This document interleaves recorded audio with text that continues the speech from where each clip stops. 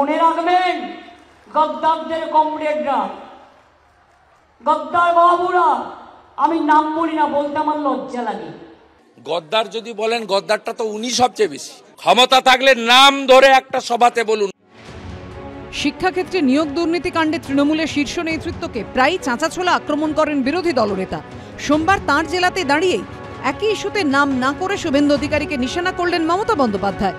গদ্দার, পকেটমার, ছদ্মবেশী সাধুর মতো বাছা বাছা শব্দ প্রয়োগ করলেন। পাল্টা জবাব দিলেন বিরোধী দলনেতাও। সবচেয়ে বড় পকেটমারি স্কুল এডুকেশনে কে করেছে? ভুলে গেছেন মিদনাপুর পূর্বের লোক। নিজেকে বিরাট ভাবেন, প্রধানমন্ত্রী হবেন। ক্ষমতা থাকলে নাম ধরে একটা সভাতে বলুন। বর্তমানে রাজ্য রাজনীতির অন্যতম বড় ইস্যু শিক্ষাক্ষেত্রে নিয়োগ দুর্নীতি। চাকরি প্রার্থীরা লাগাতার আন্দোলন চালাচ্ছেন। পার্থ চট্টোপাধ্যায় সহ তৃণমূলের একাধিক জনপ্রতিনিধি কেন্দ্রীয় এজেন্সির হাতে গ্রেফতার হয়ে জেলবন্দি। এই ইস্যুতে প্রায়ই বিরোধী দলনেতা নিশানা করেন রাজ্যের শাসক দলের শীর্ষ নেতৃত্বকে। হিমশৈলের চূড়া মাত্র। টাকা বেহালাতে সুজয় কৃষ্ণ ভদ্রর ওখানে ডাম্পিং হয়েছে, তারপরে পুলিশ পাহারায় সেই টাকা শিফট হয়েছে কালীঘাটে।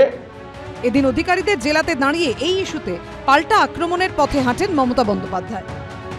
ওরা চাকরি খায়, আমি চাকরি দিই, তাই আমি কাউকে টাচ করছি না। কিন্তু আজকে টাচ করছি না বলে মাথাকে আমি কোনোদিন টাচ করব না, এটা আমাকে অতটা বিশ্বাস করবেন না। জীবনে সব থেকে বেশি পেয়েছে পার্টির থেকে, যখন পার্টিতে ছিল সব থেকে বেশি খেয়েছে, যা আমরা কোনোদিনও ভাবতে পারিনি। কোর্টে গিয়ে গরিব ছেলে মেয়েদের চাকরি খেয়ে সাধু সেজে বসে আছেন। এই সাধুগিরি আমরা বের করবই।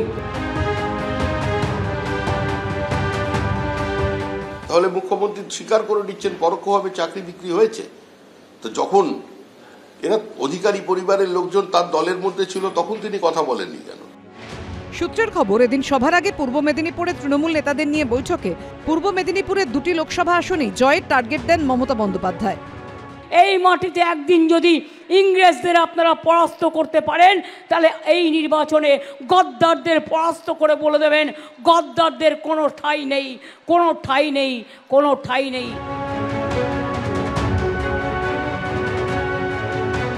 মেদিনীপুরে তাম্রলিপ্তের মাটিতে আমাকে যত আক্রমণ করবেন, তত বেশি ভোটে লোকসভা নির্বাচনে আপনি হারবেন।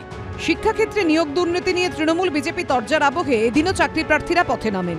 দ্রুত নিয়োগের দাবিতে সল্টলেকে এসএসসি অফিস অভিযানে নেমেছিলেন 2016 আপার প্রাইমারির চাকরি প্রার্থীরা।